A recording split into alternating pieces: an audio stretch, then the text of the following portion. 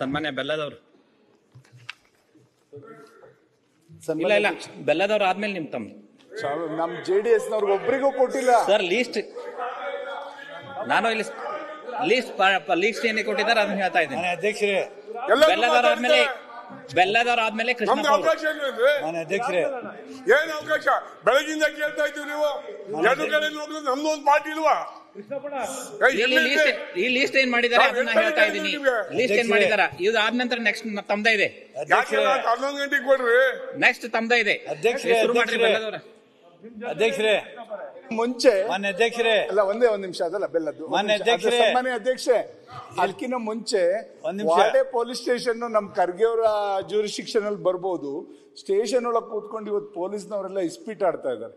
ನ್ಯಾಯ ಎಲ್ಲಿಗೆ ಹೋಯ್ತು ಇಲ್ಲಿಗೆ? ದಯಮಾಡಿ ಅದನ್ನ ನೀವೀಗ ಇಮಿಡಿಯೇಟ್ ತರಿಸಿ ಅವ್ರು ಯಾರು ಪೊಲೀಸ್ನವರು ಸ್ಟೇಷನ್ ಒಳಗೆ ಕೂತ್ಕೊಂಡು ದಯಮಾಡಿ ಸ್ಟೇಷನ್ ಒಳಗೆ ಕೂತ್ಕೊಂಡು ಪೊಲೀಸ್ನವ್ರು ಇಸ್ಪೀಟ್ ಆಡ್ತಾ ಕೂತ್ಕೋತಾರೆ ಅಂದ್ರೆ ಆಡಗಲಿನಲ್ಲಿ ಇವ್ರು ಇನ್ನ ಹೆಂಗೆ ರಕ್ಷಣೆ ಕೊಡ್ತಾರೆ ಸಾಮಾನ್ಯ ಜನಕ್ಕೆ? ದಯಮಾಡಿ ಕಾನೂನು ಇಲಾಖೆಯಿಂದ ಇದೆಯೋ ಸತ್ತೋಗಿದೆಯೋ ಗೊತ್ತಿಲ್ಲ. ದಯಮಾಡಿ ಅದನ್ನ ಇಮಿಡಿಯೇಟ್ ಅಂತವನ್ನೆಲ್ಲ ಶಿಸ್ತು ಕ್ರಮ ತಗೊಳಕ್ ದಯಮಾಡಿ ಹೇಳಿ ಸ್ವಾಮಿ. ಪ್ರಾರಂಭ ಮಾಡಿ ಅಧ್ಯಕ್ಷರೇ. ಅಧ್ಯಕ್ಷರೇ ಅಧ್ಯಕ್ಷರೇ ನನ್ಗೆ ಈಗ ಸರ್ ಬೆಲ್ಲದವ್ರ ಆದ್ಮೇಲೆ ಕೃಷ್ಣಪ್ಪ ಅವರು ಆದ್ಮೇಲೆ ಪರ್ಮಿಷನ್ ಮಾನ್ಯ ಸರ್ಕಾರದಲ್ಲಿ